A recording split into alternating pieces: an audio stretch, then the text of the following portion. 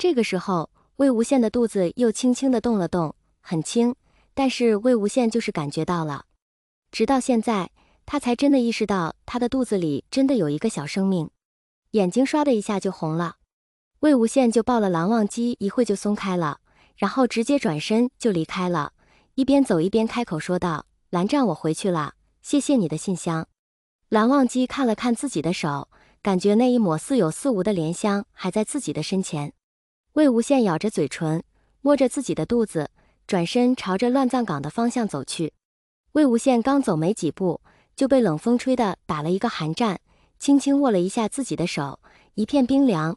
这个时候，他忽然就听到身后传来了一阵声音，清丽又好听：“魏婴。”魏无羡转过身，却发现蓝忘机就站在自己的身后，缓缓地朝他走过来。魏无羡愣了一下，忽然就感觉自己好像一点都不冷了。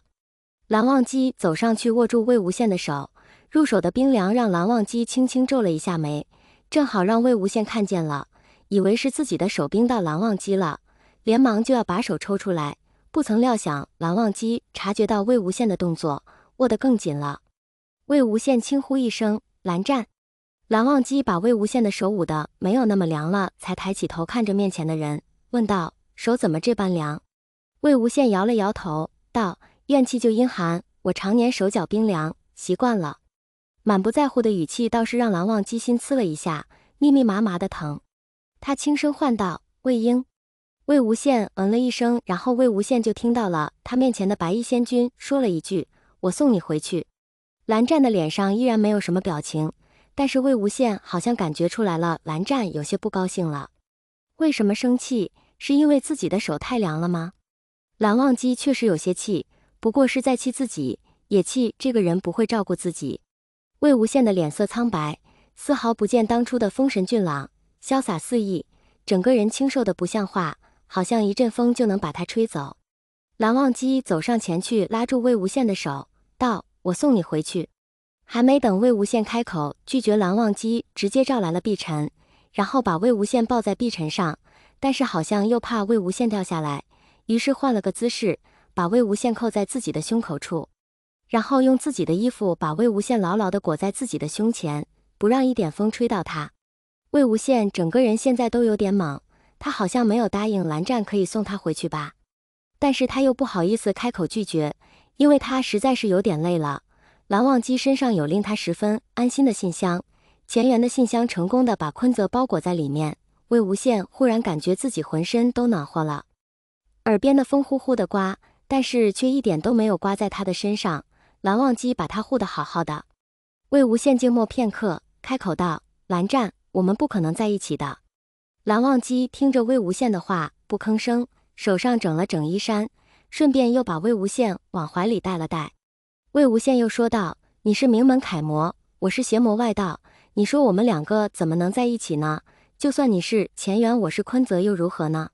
蓝忘机听不得这样的话，喊了一声：“魏婴。”魏无羡懒懒地应了一声。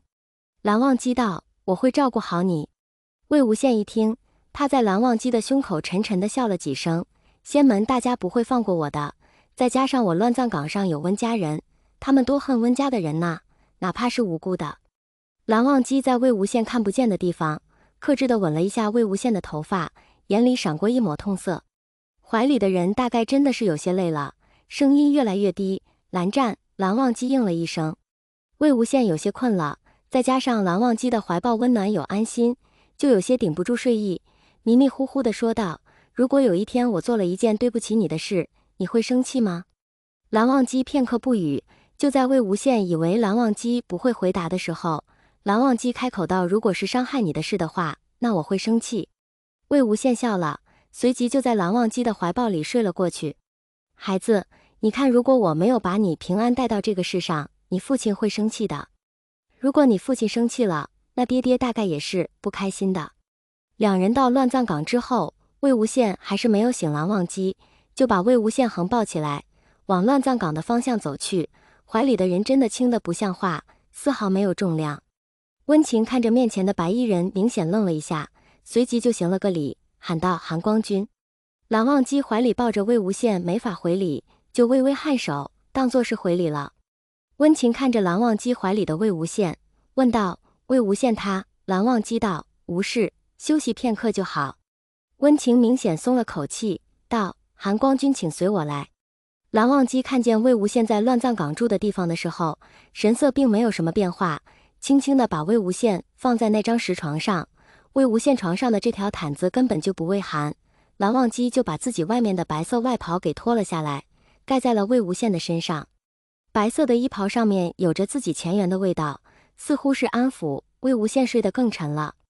温情看着魏无羡睡熟的模样，轻声道：“他好久没有这样睡得这么熟了。”蓝忘机紧紧地抿着唇，半晌才道：“他对我说他过得很好。”温情笑了一声：“韩光君还不知道啊，他这个嘴是不能信的，在这乱葬岗上，就属他过得不好了。”温情并没有把魏无羡怀孕的事情告诉蓝忘机，因为他觉得没什么必要，也没这必要提这一嘴。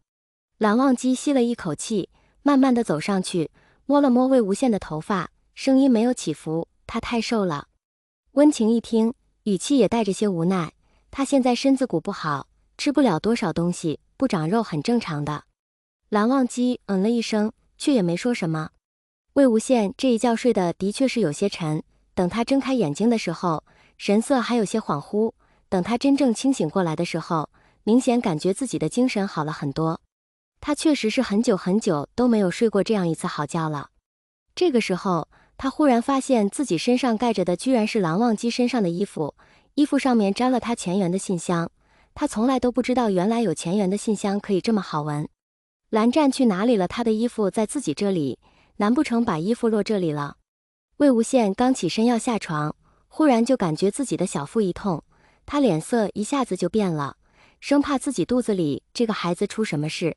他有些反悔了，自己想把这个孩子留下来，他想陪这个孩子长大，听他喊爹爹喊父亲，然后告诉他自己小时候的事，让这个孩子在他和蓝湛的膝下承欢，软着声音要抱抱，他和蓝湛一定会很爱很爱这个孩子。奢望啊！魏无羡摸着自己的肚子，怎么办啊？他现在连告诉蓝湛的勇气都没有啊！